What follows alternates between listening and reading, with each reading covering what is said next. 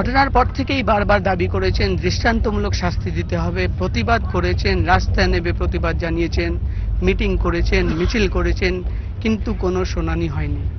আমাদের সঙ্গে রয়েছেন টুম্পা, মৌসুমী, এই ট্রেনেই রয়েছেন, তারাও কিন্তু দিল্লি যাচ্ছেন। রাষ্ট্রপতির সঙ্গে দেখা করে তারা রাষ্ট্রপতির কাছে আবেদন জানাবেন। আমরা কথা বলে নেব মৌসুমীর সঙ্গে। মৌসুমী, তুমি দিল্লি যাচ্ছ, কি দাবি নিয়ে যাচ্ছ রাষ্ট্রপতির কাছে? আমাদের প্রথমত দাবি, যারা এই জঘন্য কাজে জড়িত তাদের দৃষ্টান্তমূলক সাজা বা ফাঁসি। আর দ্বিতীয়ত আমাদের গ্রামের নিরাপত্তা, যেখানে 2 কাঠা জায়গা দেওয়া হয়েছে ক্যাম্প বসানোর জন্য, সেই দাবিটা আমরা রাখবো। প্লাস আমাদের স্কুলটা আর কি উচ্চ মাধ্যমিক করার জন্য, এবং যে জায়গাটা এরকম মানে হয়েছে সেই জায়গাটায় কলেজ বানানোর জন্য, আমাদের যাতায়াত ব্যবস্থার জন্য এই দাবিগুলোই আমরা রাখবো। মুখ্যমন্ত্রীর সঙ্গে কথা বলতে গেছিলে, তোমাকে আর টুম্পাকে মাওবাদী বলা হলো, সিপিএম কর্মী বলা হলো। এবার তোমরা যাচ্ছ দিল্লি রাষ্ট্রপতির সঙ্গে দেখা করতে অধীর চৌধুরী মহাশয়ের সাহায্য নিয়ে।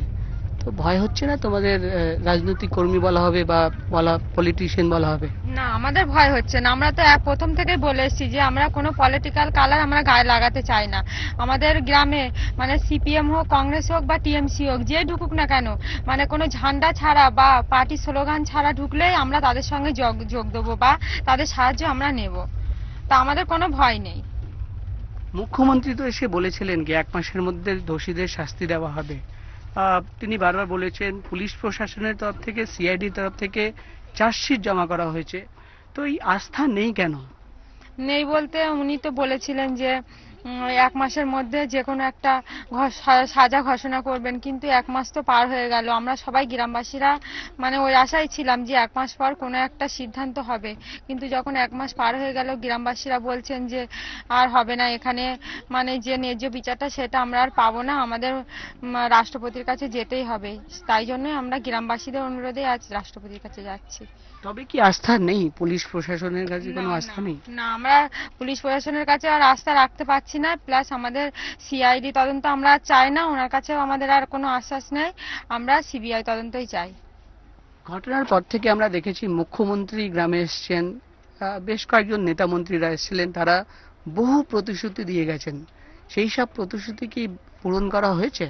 না, আমাদের যা যা মানে যত মন্ত্রীরা মিনিস্টাররা এসছেন সবাই শুধু প্রতিশ্রুতি দিয়ে বেরিয়ে গেছেন। আমরা যা যা দাবি করেছিলাম কোনো প্রতিশ্রুতি পূর্ণ হয়নি।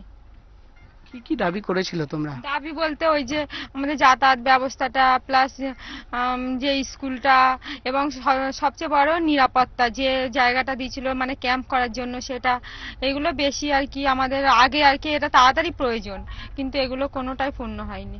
আমরা দেখেছি ঘটনার পর বেশ কয়েকটি ক্যাম্প বসানো হয়েছিল।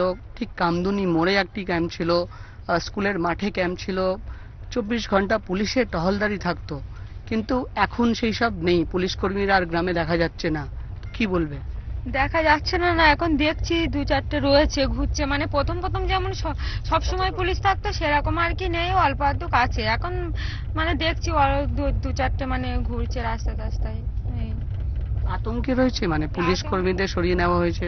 না, আতঙ্ক বলতে একটু আতঙ্কে তো আছি, যে গ্রামে এত বড় একটা ঘটনা ঘটে গেল, একটা আতঙ্ক তো হবেই। আমরা কথা বলবো টুম্পার সঙ্গে। টুম্পা কয়াল, তুমি বলো, তুমিও তো মুখ্যমন্ত্রীর সঙ্গে কথা বলতে গিয়েছিলে, তোমাকেও মাওবাদীর তাকমা দেওয়া হলো, সিপিএম কর্মী বলা হলো।